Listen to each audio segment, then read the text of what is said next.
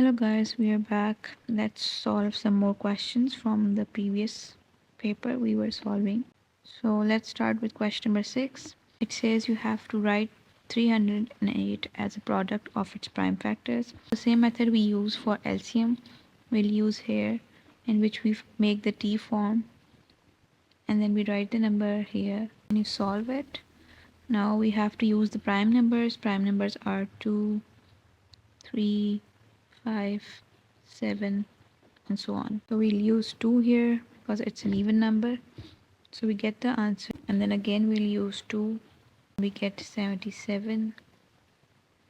Now we have 7 here and we'll get 11 here. First will be 11 itself, like this. So the prime numbers we get are 2 multiplied by 2 multiplied by 7 and multiplied by 11, which you'll write like this: 2 raised to the power 2. This is your answer. And the second question says you have to find the highest common factor, and we'll write both the numbers. And the numbers are 308 and 66. You can solve both the numbers at the same time. We will use 2 again. 154, 33. Okay, we'll use 11 here. 11 14s is 154 and 11 3s is 33. At this point, you will just stop solving HCF because now we don't have any number which can divide these two numbers. Two numbers are called co-prime. So basically your answer will be, the answer is 2 multiplied by 11, which is equal to 22. so here you can see there is a trapezium ABCD. AB is 7 and DC is 10. The area is 85 centimeters square. So the formula for the area of trapezium is 1/2 B multiplied by height. We just need to put in the values. Area is given, which is 85. 1/2. Area is given, which is 85. 2 multiplied by A is 7 and B is 10. And the height is not given. We have to find the height. So 85 is equal to 2. We'll solve this one first, the bracket. 7 plus 10 is 17, and then you have to multiply with h. What you'll do is you'll multiply to the left hand side with 85. Right hand side you're left with 17 and h. 85 multiplied by 2 will be 170 divided 17. So the answer will be 10. Now we are going to solve question number 8. We are going to use the rule of BODMAS. We are going to see which like terms we are having in this question. So we have 6 and we have 2. I'll bring the like terms together. X minus 2x plus 15 plus 8. So 6x minus 2x will be 4x, will be 23. So this is your answer. This question says you have to expand and simplify x minus 5 square. So we know that x is a and 5 is b, so we'll put the values in it. X is a, x square minus 2.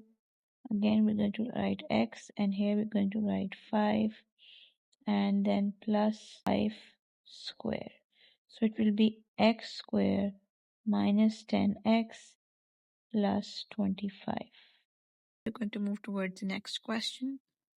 Insert the correct symbol to make each statement correct. First part says 0.6 kg and 60 grams. What I'm going to do is I'm going to change the kilograms into grams. Convert the kilograms into gram. So you multiply with 1000. So 0.6 multiply with 1000, which will make, like, you have to move the decimal point to the right side but 3 times because we have 3 zeros in 1000. So 1, 2 and 3. So we put 2 zeros, 1, 2 and 3. 1, and 2. So this will make 0.6 kg into 600 grams. So which one is greater? Obviously we can see 600 grams is greater, so we're going to put the greater symbol here. Again, we are going to convert the kilometers into meters. So we know that 1 kilometer is equal to 1000 meters. So 15 multiplied by 1000, it will make 15,000 meters. So we can see that both are same after we have converted. The last question is 4 meters square and 400 centimeters square.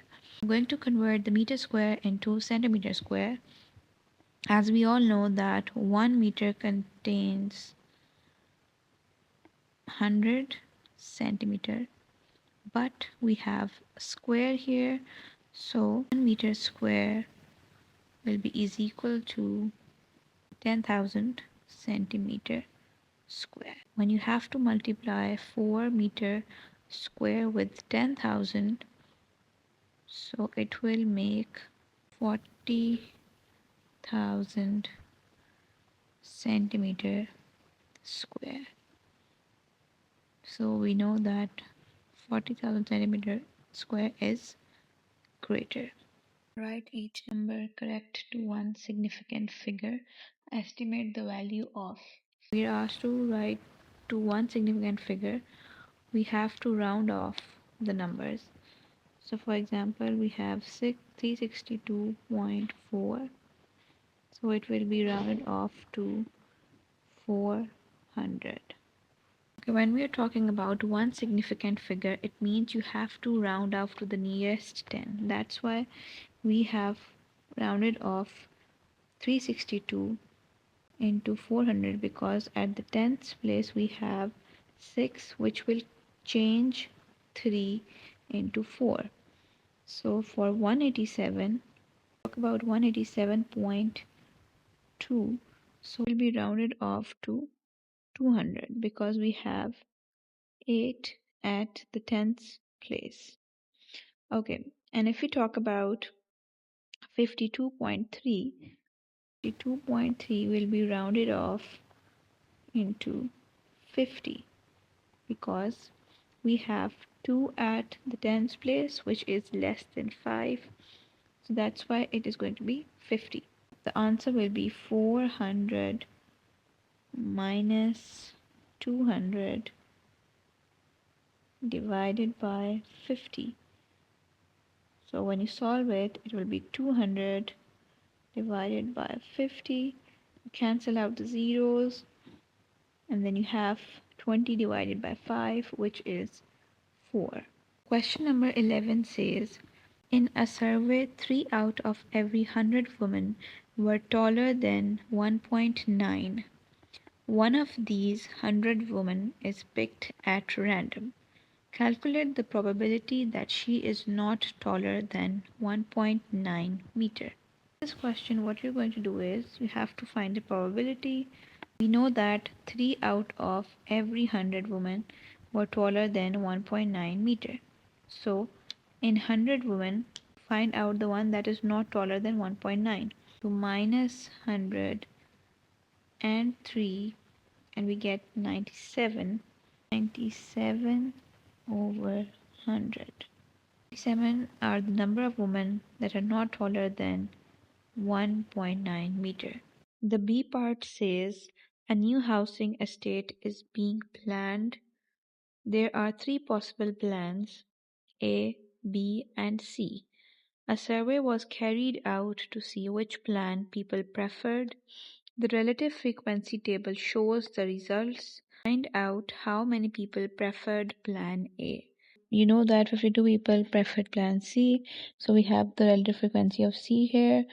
We're going to divide 52 with 0.2. The answer will be 78.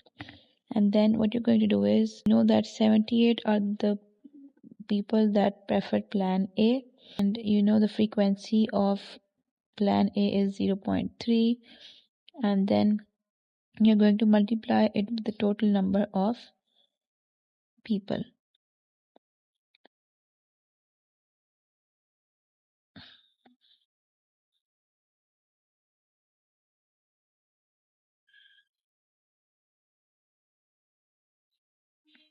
So the answer will be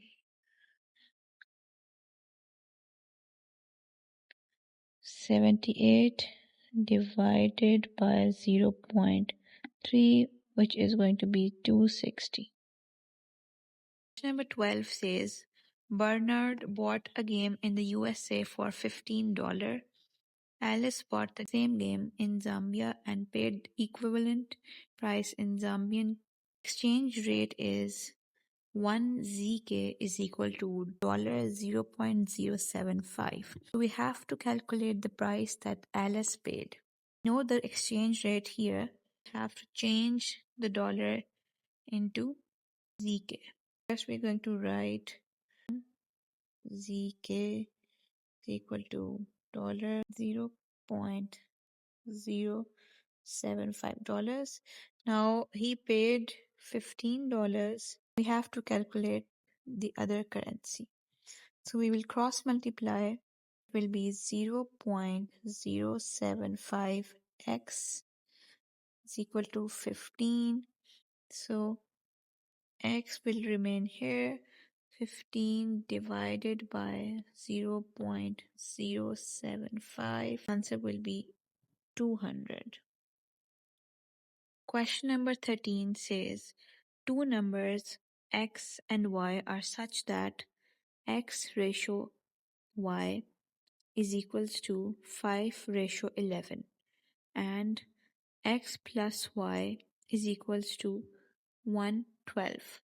So we have to find out what is x and y. I'm going to suppose a common multiple for x and y, which is k. X is equal to 5k and y is equal to 11k.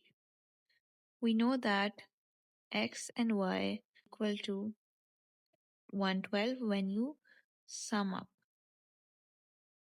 So 11k and 5k is equals to 16k is equal to 112.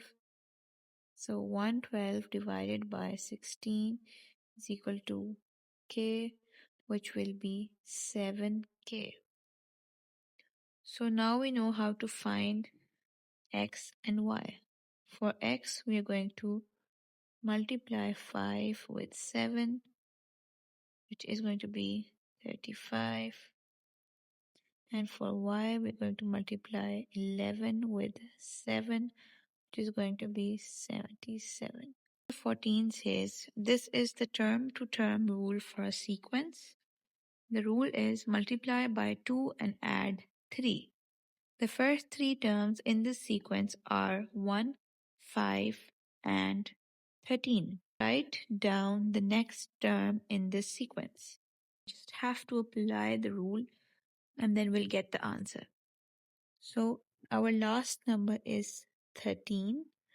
What you're going to do is you're going to multiply 13 with 2, which is 26, and then you're going to add 3 into it, which will be equal to 29. And then we have one other question. This is a term-to-term rule for a different sequence in which you have to square first and then you have to subtract 5. So second and third terms in the sequence are -1 and -4. What we're going to do is we have to find the fourth term in the sequence. So what I'm going to do is I'm going to square 4 here, which will be plus 16, and then I'm going to minus 5, which will be is equal to 11. Write down the two possible values for the first term in this sequence.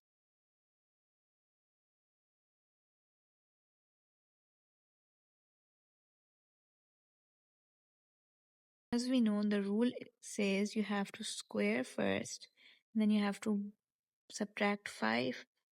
So we have to find out the first term. So we'll use minus 1 to find out the first term because minus 1 is the second term. So when you have to solve this, it will be x squared is equal to minus 1 plus 5, which is going to be x squared is equal to 4. So when you square root any number, you get two values. One is positive and one is negative. So plus 2 and minus 2. Question number 15 says, two villages, Foxby and Glanton, are joined by a footpath and a road. Abdul walks along the footpath from Foxby to Glanton.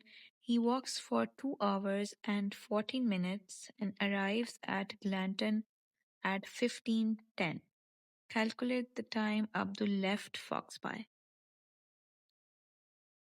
So in this question, what you're going to do is you just need to subtract the time it took him 2 hours and 14 minutes, arrived at 15:10, which is basically 10 p.m. So what we're going to do is we're going to subtract 2 hours from 15:10. So it will be 13:10. And then you're going to minus 14 minutes. The answer will be 12:56.